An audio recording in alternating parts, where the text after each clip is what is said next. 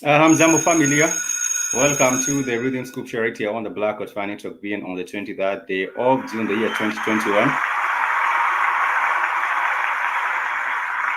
I hope that everyone is doing a wonderful. It seems like our system wants to give us an applause right there. My name is Spikes, alongside my co-host Joby. Karibuni sana to the Rhythm Scripture. We hope you're having a wonderful time this evening, and of course, it's been on a Wednesday. We are still celebrating our Father's Day. Please interact with us. That is on social media handles, on Facebook, on Twitter, and also on Instagram, and tell us where you're listening to us from. And now we excited that you have our chosen the Blackout Fire Network this particular afternoon. We had a bit of a hit with the system, but nonetheless, we are glad that you are with us on yet another interesting episode where we get to discuss different matters that are taking place around this beautiful country of ours and also the continent at large. It seems like the connectivity today is giving us a bit of a problem, and there is a bit of a freeze. But nonetheless, we continue. And of course, in Swahili, we do say karibu sana, which simply means you are very, very much welcome to this broadcast of the Rhythm Scripture on the Blackout Financial. There has been so many things happening this particular week, and of course, we shall be discussing them. If you can hear me, just key in on. If you can hear me, it seems like we're having a bit of a system hits, but nonetheless, if you can hear me, please do let me know. Today, we shall be starting off the show with matters that have been taking place in Africa, and now we're talking about the Horn of Africa. The Horn of Africa constitutes countries such as Ethiopia and Somalia, and I also believe Kenya is part of the Horn of Africa. But for today, we shall be touching briefly on some of the matters that are taking place on the Horn of Africa. One of the nations, like I said, is Ethiopia and Somalia. And to start off with Ethiopia is that there has been an election which was taking place this particular week in Ethiopia. It has been concluded, and the observers have actually said that it was relatively okay. You know, it was, if you're getting it from 1 to 10, of course, there isn't any kind of an election that is 100%, but the observers right there have given it, a clean bill of health, if I might call it so. And they have said that the elections right there was really what you can call well organized. There has been some complaints in other areas where they did say that some places the voters were actually being harassed. In other areas, there were a bit of irregularities with the system. But nonetheless, I think all in all, the opposition might not really be able to come back and give enough evidence, because there is some sort of a blackout in Ethiopia. There's some, it's not really 100% a blackout, but there's some blackout in some of the matters that do get to take place. We did see with the battle in Tigray, there was some sort of blackout on that particular one. There wasn't enough coverage when it comes to the matter of the fighting in Tigray. And even with the elections right now in Ethiopia, realize that it's the same kind of thing. You might not really know what has happened in various parts of Ethiopia. Ethiopia is one large country. It's very, very huge. And there are some remote areas maybe that perhaps news are coming from, but you might not be able to get it. But on the Rhythm Scoop Show, we aspire to give you the updates on what is happening across the beautiful African continent. We also do have the neighboring country, which is Somalia. We have heard about the bombings that have, of course, occurred this particular week. And you wonder, every other time we are reporting about the Horn of Africa, especially when we were talking about Somalia, you will hear of these bombings by the Al-Shabaab or by these terrorist militia groups. And the thing is, there are still some areas in Somalia, of course, which are autonomous. For example, we do have a Somaliland. We also do have, I think we have 3 areas that are autonomous in Somalia. In a place like Somaliland, I don't think we have a lot of bombing and things like this going on. But in an area such as Somalia, the mainland Somalia, which is really places such as Mogadishu, you will find all these kinds of attacks are happening. That has been the problem with the Horn of Africa. And now we have seen these kind of Islamic militants now moving their base from Somalia. Some of them have gone all the way down to Mozambique. You know, we have heard about Cabo Delgado, and Cabo Delgado is also in Mozambique, a place where these militants have come in. And I was wondering, before they left Somalia and went all the way to Mozambique, they must have, of course, passed through Kenya, or the coastal waters or the waters over Kenya. But we do not know why the government of Mozambique has not been able to address the matters of the infiltration by these Islamic militants. There was a meeting yesterday, and this meeting was actually led by the SADC. The SADC is the Southern African Development Corporation, which actually brings together the leaders in these Southern African nations. And they were talking about combating, getting together to discuss how to be able to address the matter of the Islamic militants in Mozambique. But like I said, I think it's a spill from Somalia, and now they have found their way into Mozambique, and that is where they want to now continue perpetrating all those kinds of attacks. I don't know what your thoughts are on these attacks in Somalia. Well, it's really crazy because we've also had the cases whereby, young girls are being kidnapped in Somali. And, it's just crazy how the attacks are really rising up. It makes us go back to the thought of where we had Al-Shabaabs. And of course, with the bombing, when you hear bombs or, bomb attacks and, such things happening, or rather coming from the Somalians, people get terrified. Even other countries, they get terrified. So I think the government should intervene and do something. It's like they do not even have a proper government in Somalia. It's like a failed state. It's really difficult to govern a place like this. I remember last year when Trump was talking about Somalia. Was it last year, but one, yes. He actually said that Somalia is a land with knowledge. It's lawless. It's another banana state. He actually labeled it as a banana state. And I agree with Trump to some extent. But I also do believe that people still do have the power in their hands to turn matters around in this beautiful country. This is a Blackout Fan Network, your media for the 21st century. And we are excited that you are with us on the stream for today. It's a Rhythm Scoop show where we also get to highlight on matters that are taking place around the beautiful continent of Africa. Our conversation for today will be about entrepreneurship and, of course, different startups on the continent of Africa, and how perhaps they should be the ease of connecting these startups, African startups, with the diaspora, because I do believe there is a very, very big need for there to be a kind of that particular connection. First and foremost, it's a matter of knowledge transfer. We also need the kind of knowledge that perhaps would be helpful in getting to uplift these African startups, even from the African diaspora and other different sources. But we shall be getting into that conversation. For now, we shall take a music break. We did play one of the songs that just came out last weekend, and the name of that particular song was You Are Mine, and it has been done by Queen MJ. In case you haven't checked her out, just go to YouTube and search for Queen MJ. Do not mistake it for King. The king of pop is not King MJ. It's Queen MJ, and you will find some of these music we have been playing right here on the Blackout Fan Network. Right now, we take you all the way to Zimbabwe, and in Zimbabwe, we do have the one and only BMD. The name of the song is Kurini Kipanda featuring Troy. This is a Black God Fire Network.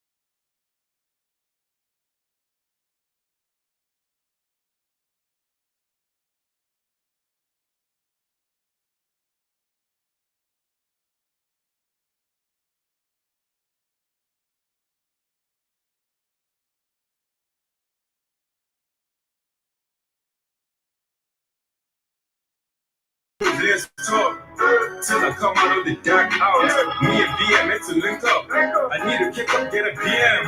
Do the codes. I hustle from AM to PM. You had niggas never learn. I'm taking some green like a big end.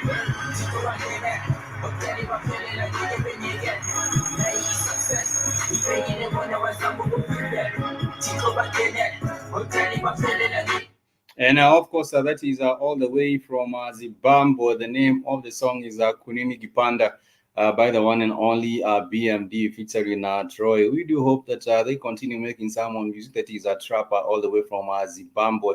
It's always a jamming. I do not know if Joby is actually a fan of a South African trap. Actually, it's that is Zimbabwe. It's South Africa, right? Yeah. I wanted to say it sounds South African, something like, you know, if you translate it to Amapiano, the words that you hear, some of the words that you get into the South African language. But it's amazing, and I just hope that they put more effort into it, because we've not had so many hip hop songs from from South Africa especially, and also other countries. We've heard of Kenya, where we have Calligraph Jones.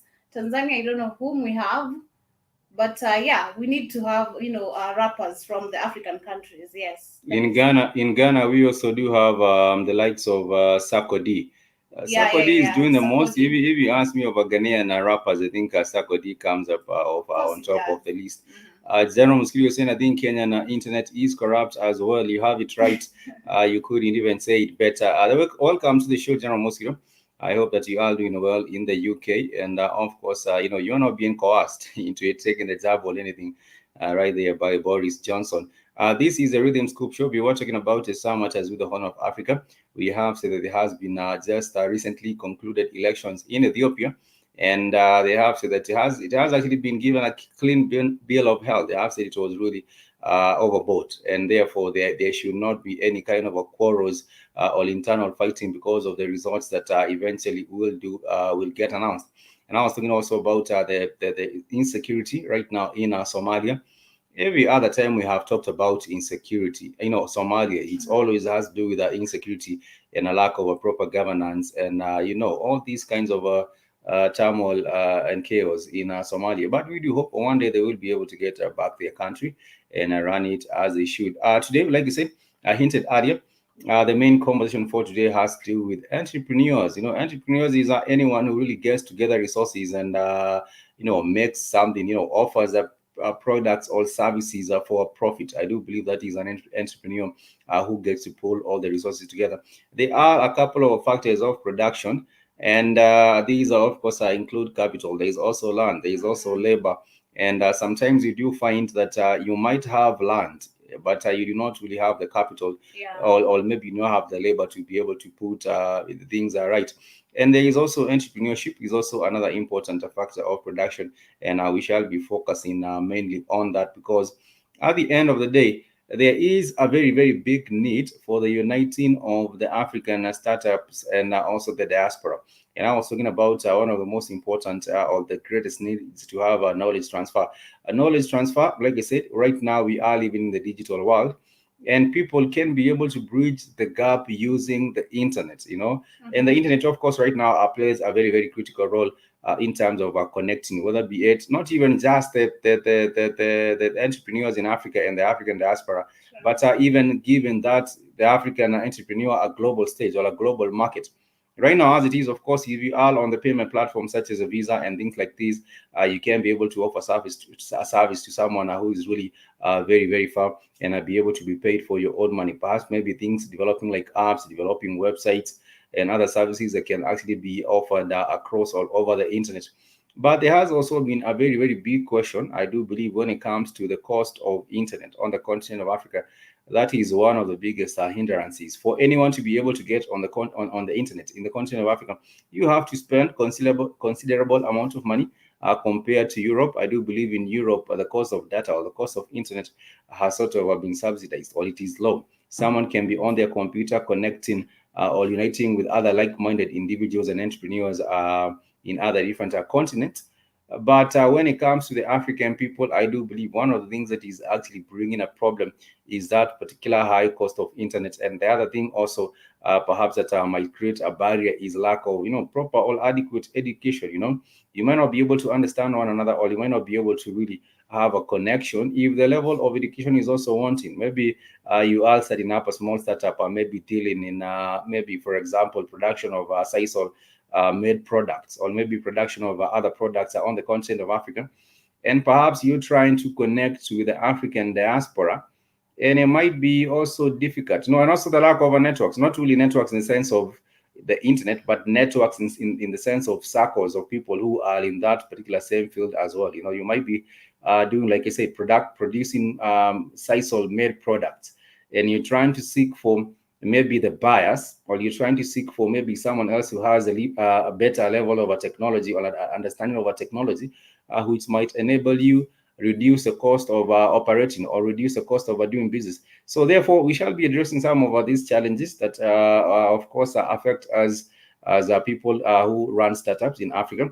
connecting with the diaspora. And we shall also be talking about what are some of the benefits that have. Personally, I think we can create a good connectivity. We as the African continent, without looking onto the diaspora people. That is what I was really talking about. Because when you look in the likes of Somali right now, how it's been affected security wise, and there's no proper governmentship, if there's such a word, right?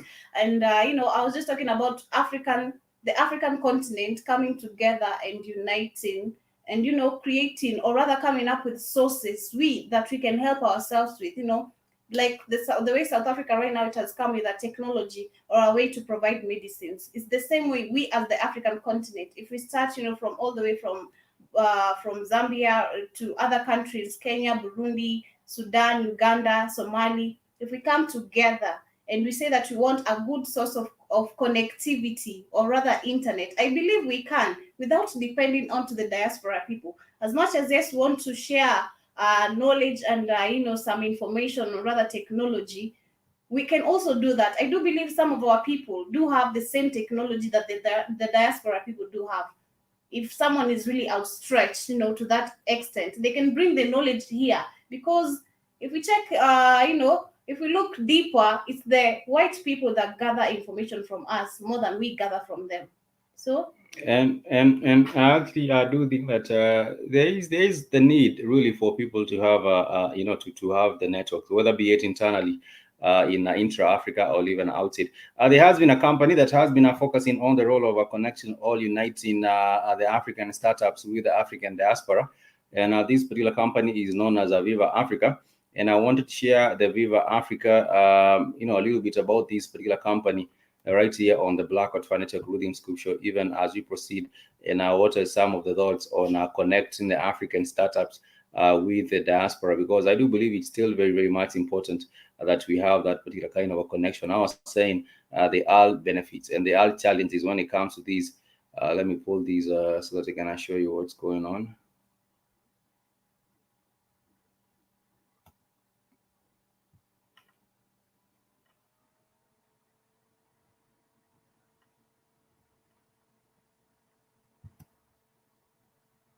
it's not playing. There is a problem with Building a bridge between the young African entrepreneurs and its diaspora is the objective of PASS Africa, presented by the coordinator of the Presidential Council for Africa, who joined the most innovative startups of the continent gathered at VivaTech in Paris. For Wilfried Luriano Dorego, the transfer of knowledge and experience is essential to accelerate the transformation process of the continent. The diaspora brings additional experience, but that is not enough. These diaspora entrepreneurs should make the efforts to know the field, and local entrepreneurs can bring that too. And the idea is to make the junction between the two initiatives. The idea is to link the two initiatives, PASS Africa, which accompanies the people of the diaspora, and the initiatives that the countries put in place to accompany the diaspora in fact. After a one-year break due to COVID-19 pandemic, VivaTech is back in a hybrid format, meaning partly in person but also online. What could be more surprising for the event that has succeeded in establishing itself as a major meeting place of technology in France? Africa is not left out, with African startups that have made the trip to Paris Porte de Versailles, and among them is a delegation from the DRC led by the Minister of Posts, Telecommunications and Information Technology and Communications. And for him, the Togolese startups are the forefront of innovation in Africa. There is genius in our country. There is no doubt about that. But it's true. We need a framework. Our young people should really be able to be at the cutting edge of what has been invented elsewhere. There is a real concern for training, and beyond that, we also have equipment problems. This is the reality. And I believe that the initiative could allow our young people not only to benefit from training, but also from a financing that would allow them to blossom in the best possible way. An opinion shared by Monsieur Cedric Ovenike, co-founder of Fit for Purpose, a startup specialized in facial recognition through artificial intelligence.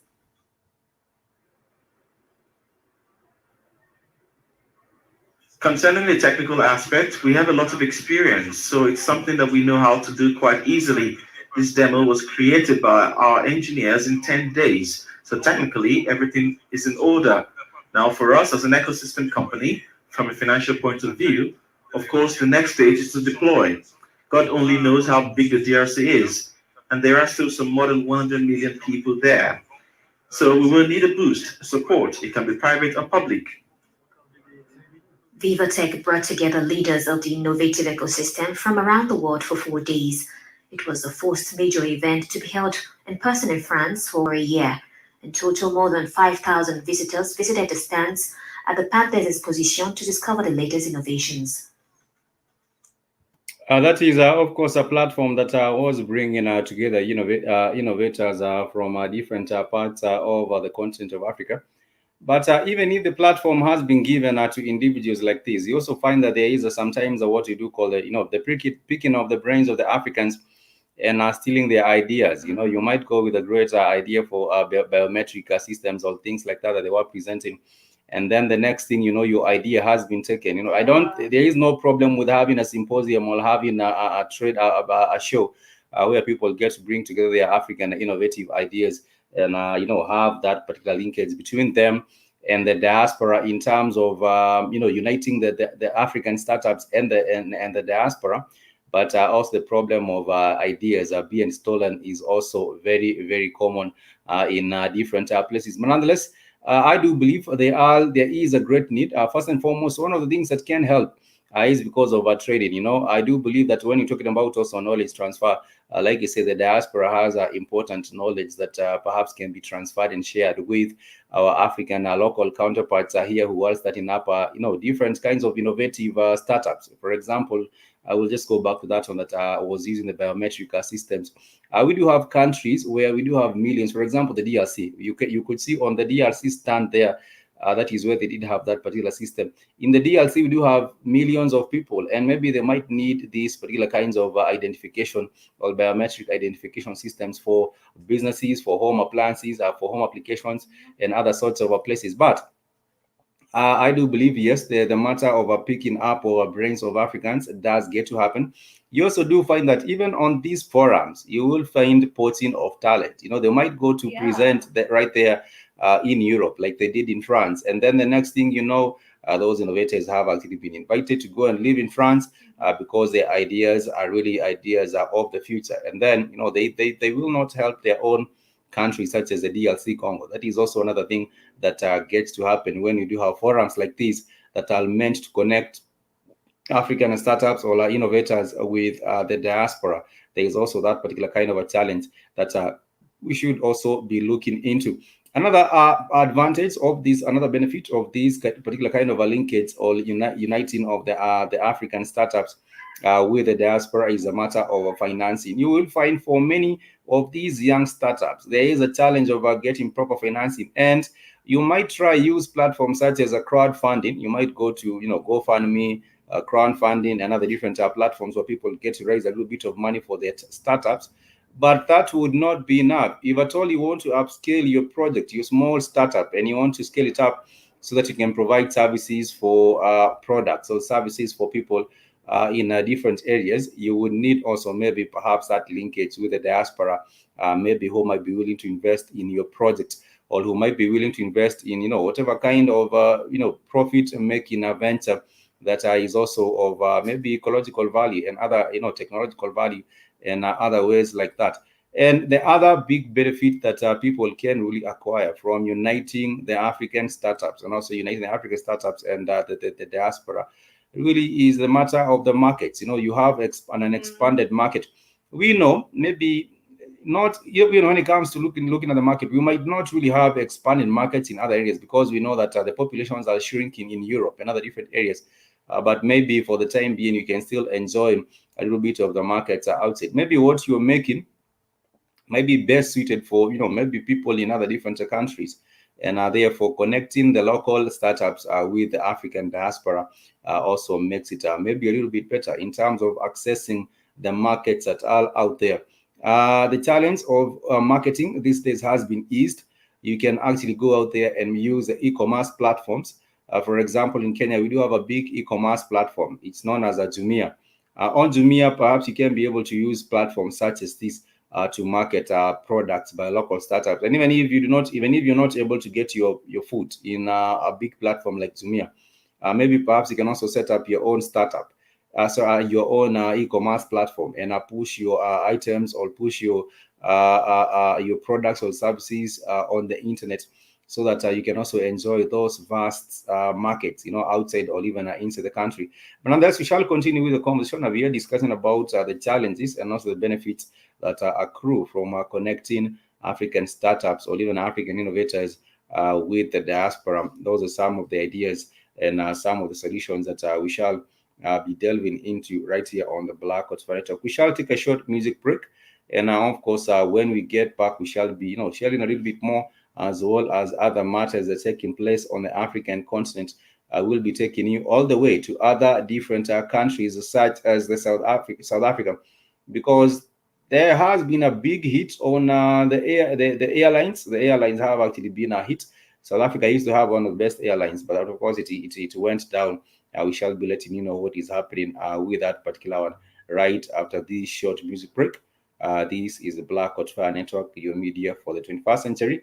The name of the next jam is actually Independent. It has been done by one of our popular artists. He goes by the name Kappa Trey.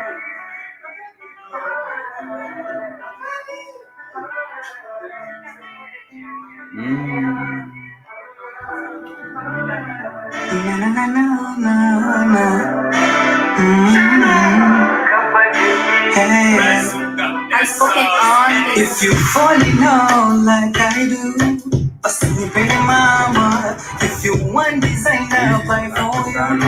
Tunakupenda sana, but tunigeti hakuna gado. All I can offer, baby, she got love, yeah. Usinipende, usiniache.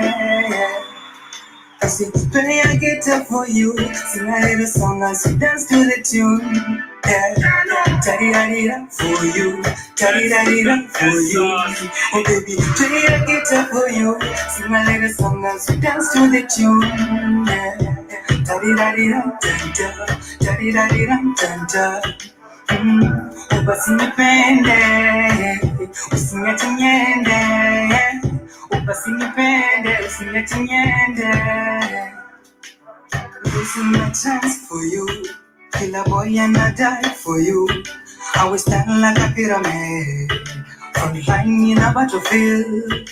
Yeah, hallelujah, yeah. I will die for you, yeah. Hallelujah, yeah. I will die for you. Kwetu ni getu, hakuna gado. All I can offer, baby, she got love, yeah. Usinipende, usiniache, yeah. I said, play a guitar for you, sing a little song as you dance to the tune, yeah. Da-di-da-di-da for you, da-di-da-di-da for you. Oh baby, play a guitar for you, sing a little song as you dance to the tune, yeah. Da-di-da-di-da, da-da, da-di-da-di-da, da-da. I saw on my side, me tricks. Imagine I need so in a man for bricks, yeah. Could she cook like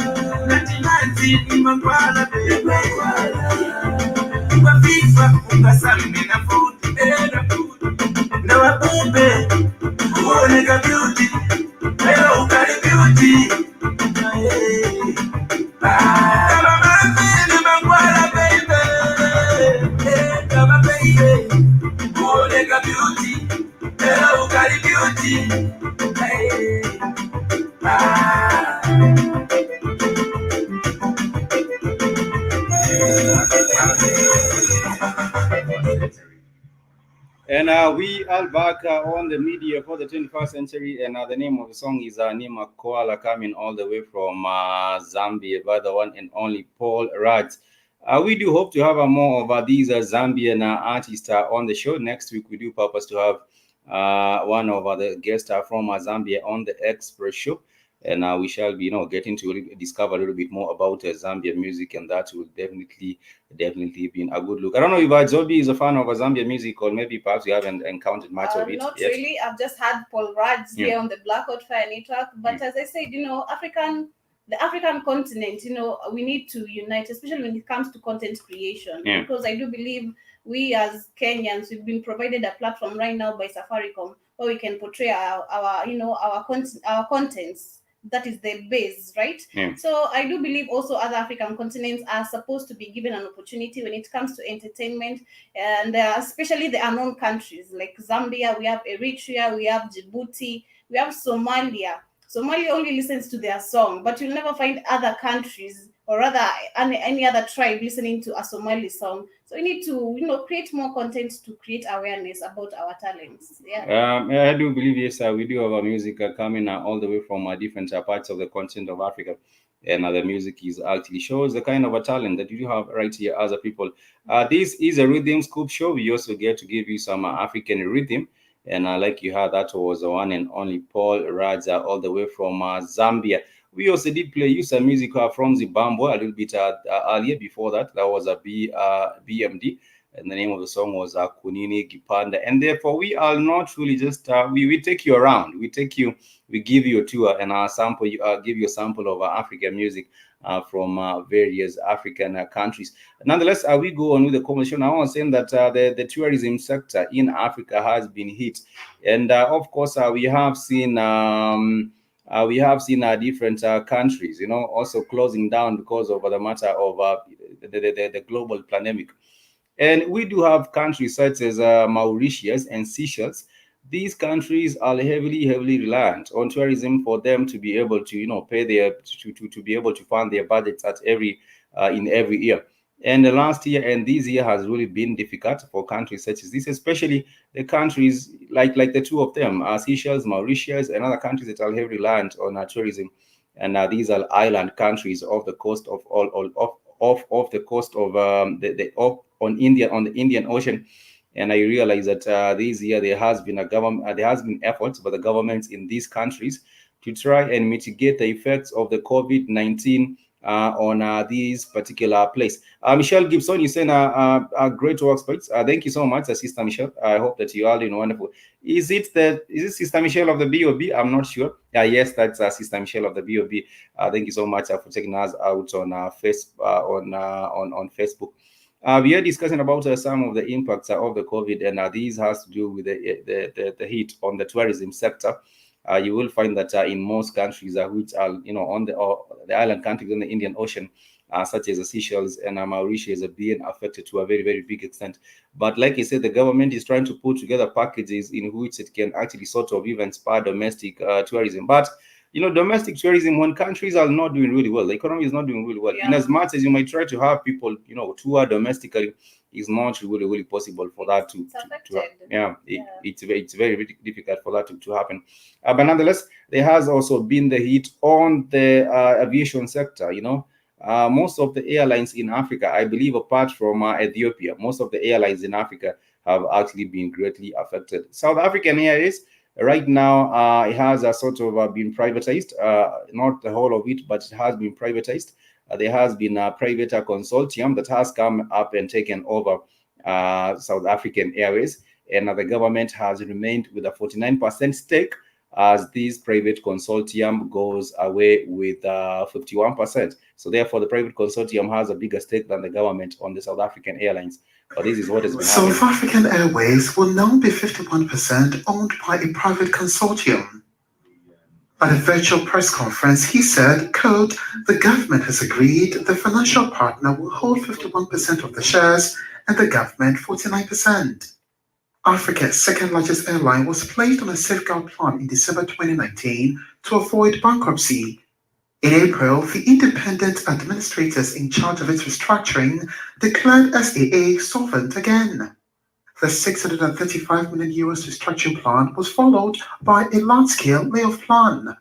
South Africa's national airline was heavily indebted and unable to pay for salaries. The company has not recorded any profit since 2011. The situation was further compounded during the COVID-19 pandemic.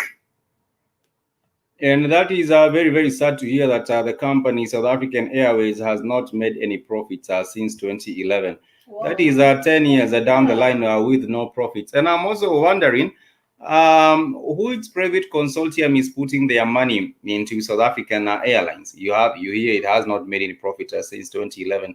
That is 10 years ago. And right now we do know that I think the aviation sector will recover at around 2024 if all things remain as around 2024. So therefore it means that the private consortium that has now taken over 51% of the ownership of these South African Airways will perhaps have to wait for about 3 years for them to make profits.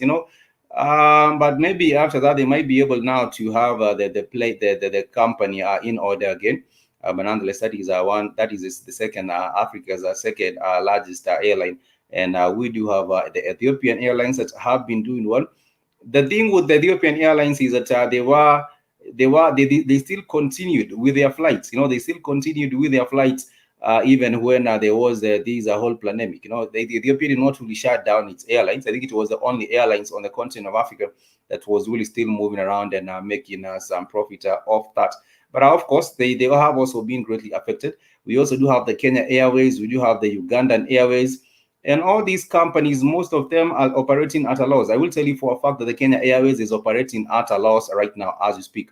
But nonetheless, that is the matter as aviation in Africa, and also has to do with the heat on the tourism sector. Many people have been laid off, many resorts have shut down, and businesses have been lost because of the COVID-19. But we do hope that the government also gets to inject some money into the tourism sector, so that maybe people can still be able to stay afloat. Even if they are not making profits, at least they can be able to break even, or at least be able to survive at the end of the day to see yet another day. This is a Rhythm Scoop show on the Black Hot Fire Network, your media for the 21st century.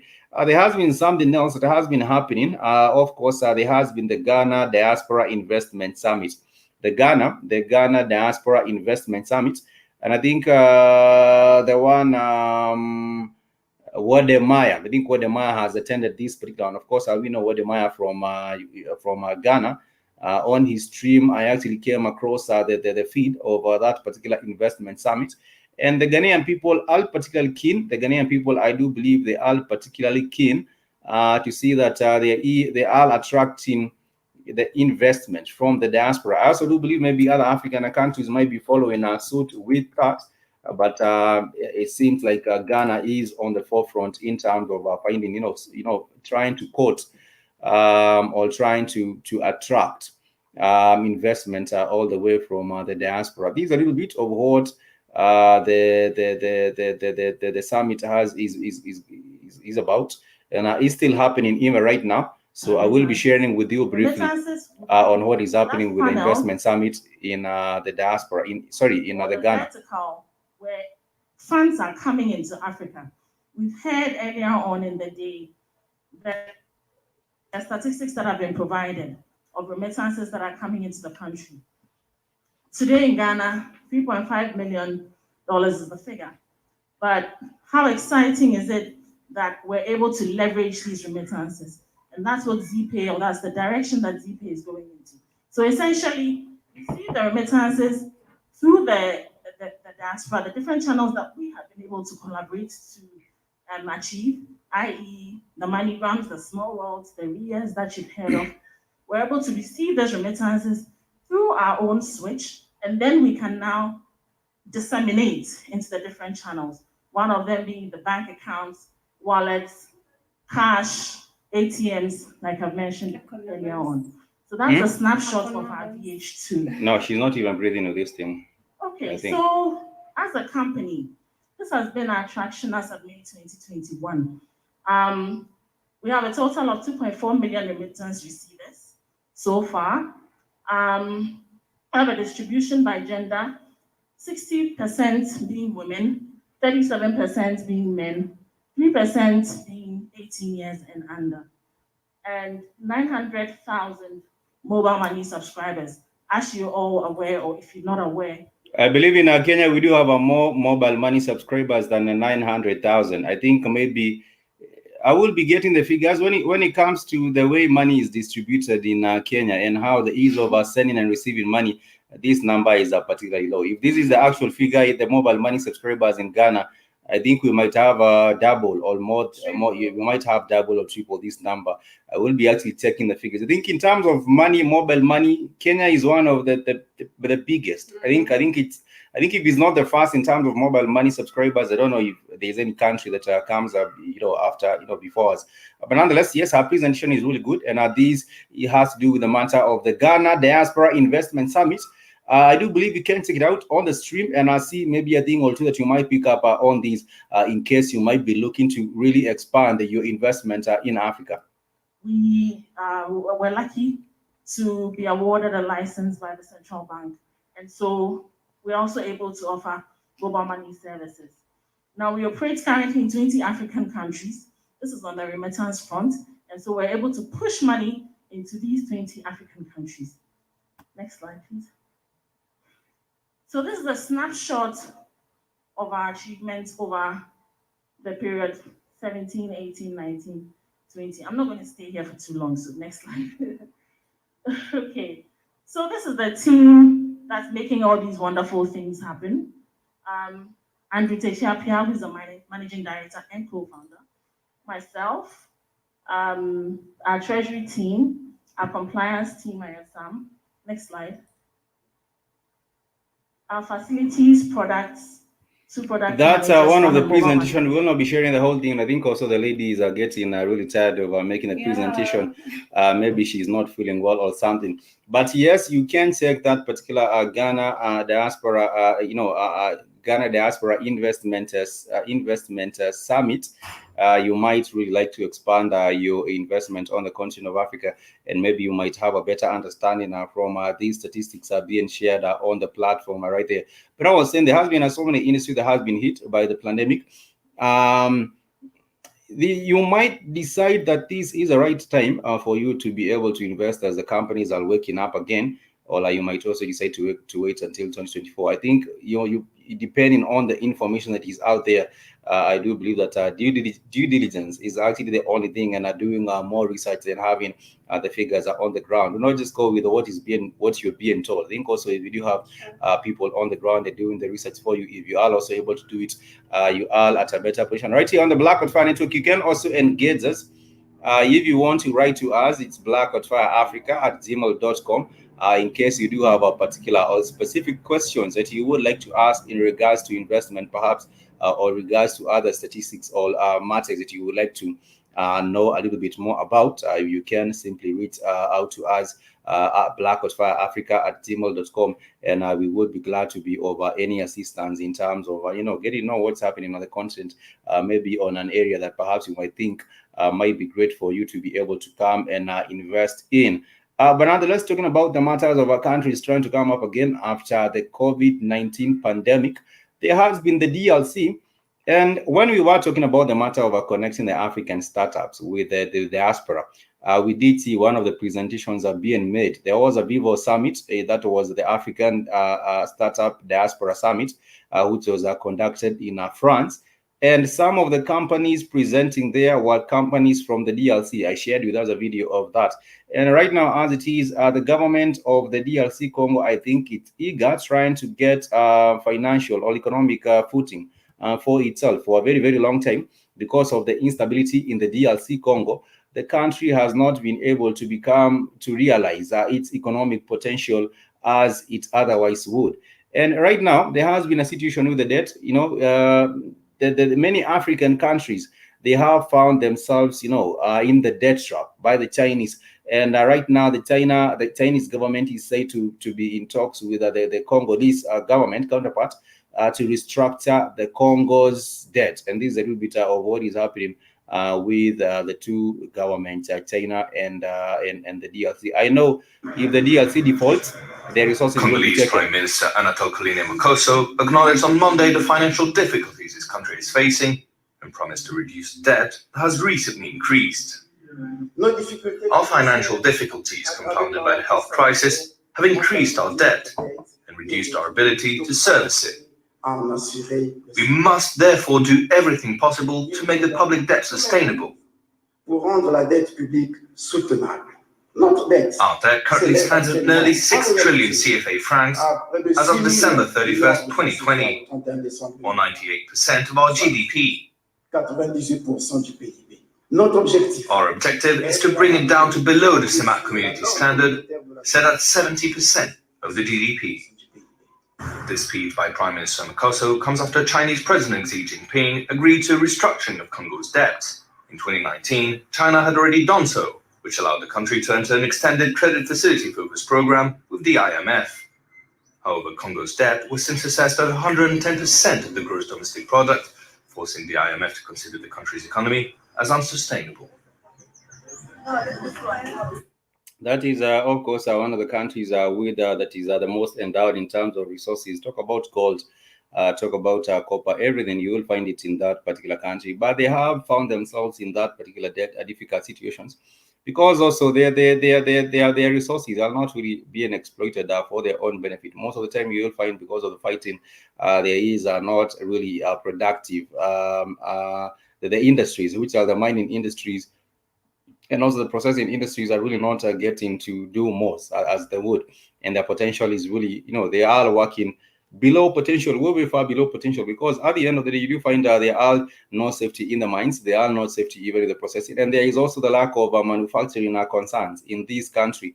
You might have all the resources, but if you not invest in industrializing your economy, in having the right kind of a machinery and the right of kind of equipment and the right kind of factories to make sure that you add in value and processing also these particular products and the things that you do have on the continent, then it means that you will still forever remain to be an extractive kind of a country or an industry, where every other time you're extracting and exporting, and then you buy back the same things after they have been processed from other European countries, because you yourself have not invested in terms of industrializing.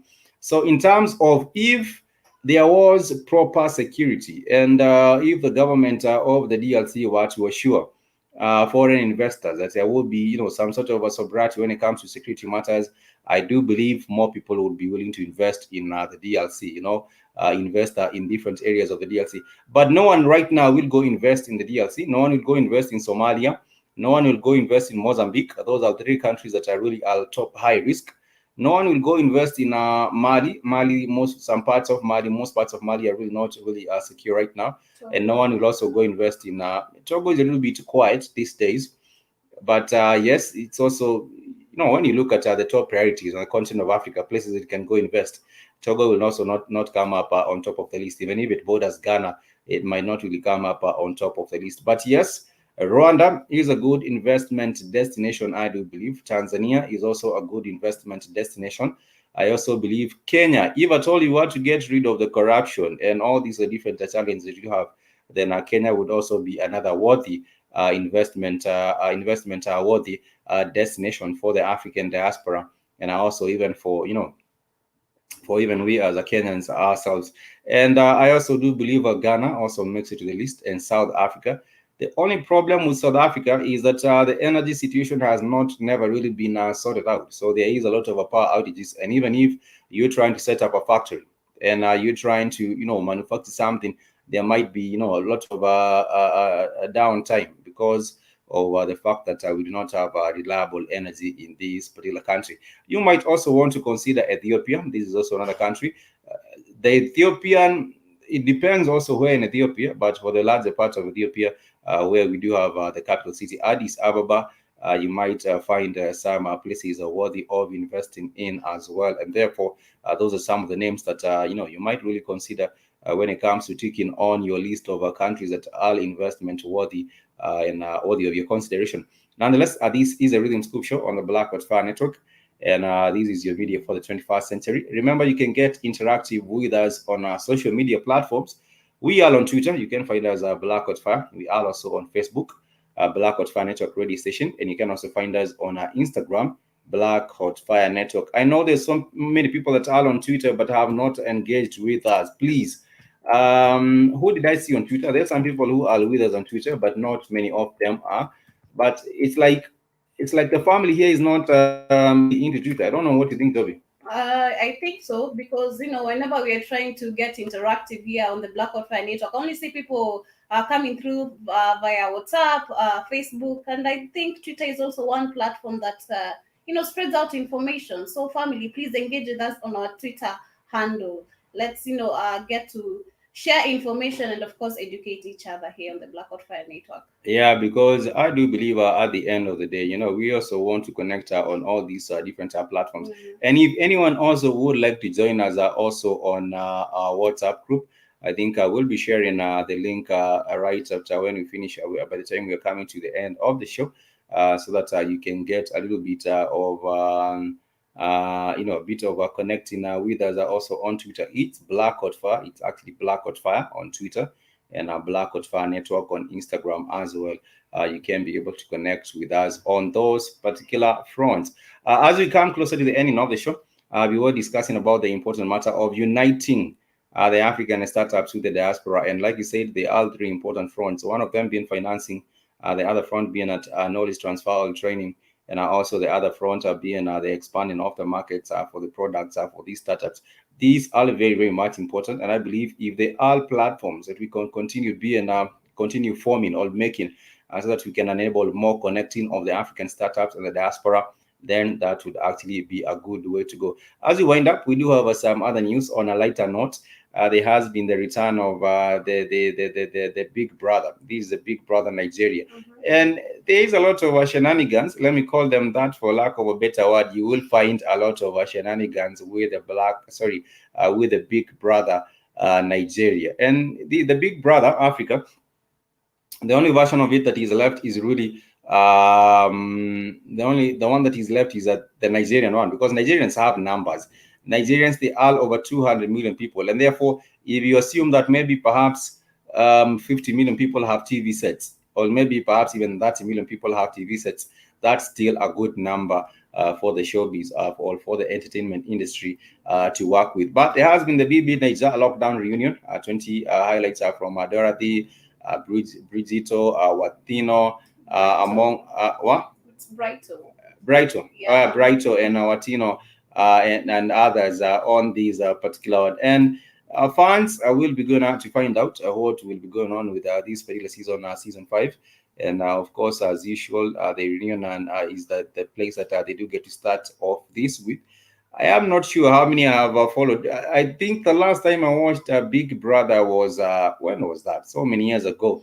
But there are still some people who might be interested in seeing what's going on with the Big Brother. But personally, I think we do have other shows that people can watch. For example, Queen Sono. Queen Sono is a South African production that shows, it's a little bit of an action film. It is on Netflix in case you want to check out a little bit of African entertainment and action. You can find Queen Sono, SONO on Netflix, and you might be able to give us also your opinion or your view on African film. When it comes to entertainment and film, South Africa, I think, takes it. Nigeria also has proper, they are investing in that particular area. Kenya is also trying to come up, but we are still a long way to go compared to South Africa. South Africa, it seems like in the art sector, they are very, very particularly, enthusiastic in terms of investing in that area. For other countries, such as Tanzania is also trying to come up. Ghana is also trying to come up, the neighboring, in West Africa. But for the countries that can actually ask you to check out when it comes to matters, entertainment and film, check out South Africa, check out Kenya, check out Ghana, check out Nigeria, and Tanzania as well. I'm not aware of these different places, but those I do know that they do have interesting content. Some of the content has made it to Netflix, and therefore, if you are using the Netflix platform, maybe you can also be able to get to enjoy yourself or get entertained on that particular platform. Even as you wind up, you want to wind up with a matter of the challenges that have actually been witnessed by people trying to connect African startups with the diaspora. One of the challenges is also to do with the perception. I think there is a very, very negative perception even about African startups by the outside world. People think that these African startups are not investment worthy, and therefore you might say, oh, even if I invest my money in these, I do not see the return of this particular one. But I would like to assure you that these African startups, most of them are investment worthy because, like we did say, Africa is the future. If you look at the markets will be expanding. Africa's population will be growing. It's the most rapidly growing population in the world, and therefore, in the next few years, talk about the next 10 years, the population will have grown exponentially, and therefore, as the population grows, so does the market for the products grow. So does the potential for the economy continue on growing, and therefore there is the potential, or there is the need, if I might say, for people really to go on and invest in African startups, because they also do pose a lot of they are promising prospects with African startups. That is what I would say. I can say about connectivity when it comes to matters of connecting with the people from diaspora, or rather helping each other. When it comes to helping each other, I can say the matter of connectivity, especially on the internet. Just as you were talking about the Kenyan internet being poor, if people from diaspora could have made it easier for us, to have the same connectivity as them in terms of Wi-Fi, buying data bundles, because buying data bundles, I don't think no one will make it easy for anyone. It's us to step up. It's not in anyone to make it. It's us to we need step the up. connectivity. Thus, our government needs The government to, also just wants to make the money. The government needs now to connect with the people from the diaspora to ensure that we as the African continent and to be able to, you know, connect with them, or rather people from the diaspora, we have the best connectivity. So yeah, I do believe the internet presents yet another wonderful platform for people to connect. And if you are out there and of course are seeking for information about African startups, I do believe the internet is one of the fastest ways to get this information, and of course get in touch with some of the startups that perhaps might be of interest to you, to see in what areas that you might want to get involved with. There are startups in the healthcare sector. They are startups, of course, in the motor sector. They are startups in home appliances, startups in other kinds. All areas you'll find that you might be particularly interested in, you might find startups in those areas. And I think also very, very good thing, another need is mentorship, because I do believe also the diaspora can perhaps offer mentorship to some of these young startups, these young African startups, and I help them also grow in terms of scaling up. We want to thank everyone for joining us on this episode of the Rhythm Scoop Show. It's always a delight when you get to join us and also share your thoughts. Sister Michelle, you are doing wonderful with the BOB Reward Club. In case you do not know what the BOB Reward Club is all about, is Black-owned business club. And, you know, we have to keep on supporting Black-owned businesses. You can actually look for the BOB Rewards. You can actually look for BOB Rewards. BOBrewards.club. I do believe BOB rewards.club, and you will find the work that Sister Michelle and her team are doing. I do believe, yes, it's a BOBrewards.club, and you can also be able to understand more about supporting Black-owned businesses if you head over also to Black-owned business club, and it's BOBrewards.club. BOBrewards .club. BOB Rewards. Let me show you a real quick snap shot over this. This is BOBrewards.club.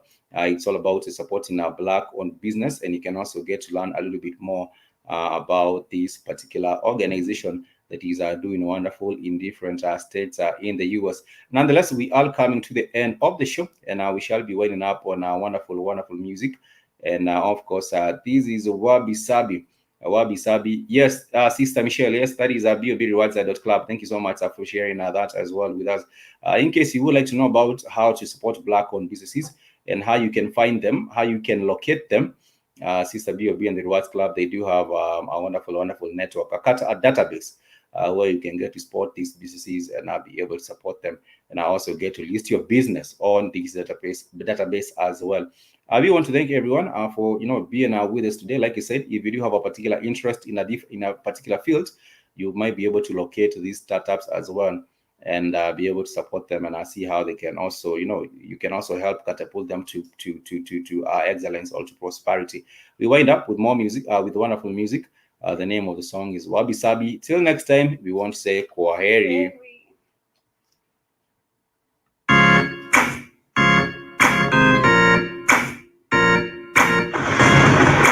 Blood knows.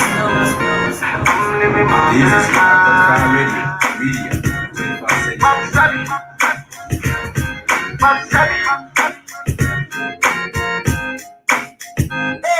I think I started something just the other day. Riding with my top down through life. Watching hard up in the street with my 10 toes down. Everybody running right race. 10 toes down. Listen to the rhythm of life. Sound to me like the man blue. I get it and move. Whoopoti, Shine no say everything there for you. Shine no, everything there for you. Shine no say I'm there for you. Shine no say Shine no, every day I'm getting high. And you will live so much to fly. Riding on my little bike. Every day I'm traveling my life. Keeping my mind getting high. Every day I'm traveling my life. Every day I'm traveling